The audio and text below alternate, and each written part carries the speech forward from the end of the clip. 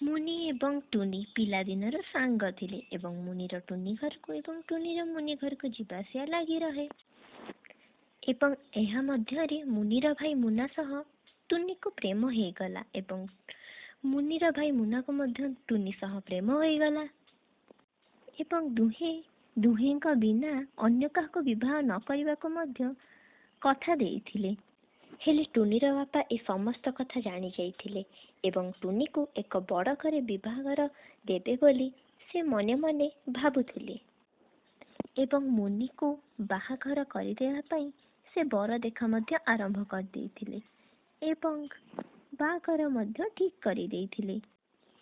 ହେଲେ ବାହାଘର ପୂର୍ବ ଦିନ ହିଁ ଟୁନି ତା ଜୁସରେ ବିଷ ମିଶେଇ ମରିଗଲା ଏବଂ ଟୁନି ମରିଲା ପରେ ଏକ ଡାହାଣୀ ହୋଇଯାଇଥିଲା ଏବଂ ନୂଆ ବିବାହିତା ବୋହୂମାନଙ୍କୁ ଦେଖିଲେ ସେ ତାଙ୍କୁ ମାରିବାକୁ ଗୋଡ଼ଉଥିଲା ଏବଂ ଏ ନୂଆ ବୋହୂଟିର ନଣନ୍ଦ ଭିତରେ ଏ ଡାହାଣୀ ପଶି ଯାଇଥିଲା ଏବଂ ତାକୁ ମାରିବାକୁ ଚାହୁଁଥିଲା।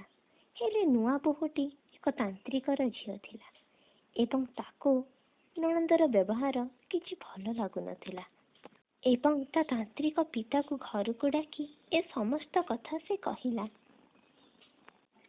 ଏବଂ ତାନ୍ତ୍ରିକ ପିତା ତା ଝିଅକୁ ଚା କପ୍ ଦେଲା ଏବଂ କହିଲା ଏଇ ଚାହା କପ୍ରୁ ସମସ୍ତଙ୍କୁ ଟିକେ ଟିକେ ପରିବାରରେ ଚା ପିଇବାକୁ ଦେବୁ। ଯଦି ତୋ ନଣନ୍ଦ ଭୁତୁଣୀ ହେଇଥିବ ତାହେଲେ ତା ଭିତରୁ ସେ ଡାହାଣୀ ବାହାରିକି ପଳେଇବ। ଡାହାଣୀ ଏ ସମସ୍ତ କଥା ଦୂରରୁ ଥାଇ ଶୁଣୁଥିଲା ଏବଂ ଏହାପରେ ତାନ୍ତ୍ରିକ ପିତାର ଝିଅର ଘର ଲୋକ ସମସ୍ତଙ୍କୁ ତା କଥାରେ ମୋହିତ କରି ନେଇଥିଲା ଏବଂ କେହି ତା କଥା ମାନୁନଥିଲେ ଏବଂ ଝିଅଟି କ'ଣ କରିବ ବ୍ୟସ୍ତ ହୋଇ ପଡ଼ିଲା। ବୋହୂଟି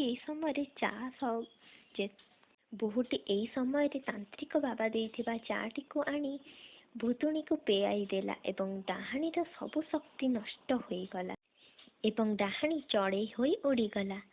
ଏହି ଦିନଠାରୁ ଏହି ଗାଁରେ କୌଣସି ନୂଆ ବିବାହିତା ବୋହୂକୁ ଆସି ଡାହାଣୀ ହଇରାଣ କଲା ନାହିଁ ଏବଂ ନୂଆ ବୋହୂଟି ତା ପରିବାର ସହ ସୁଖରେ ଜୀବନ ବିତେଇଲା।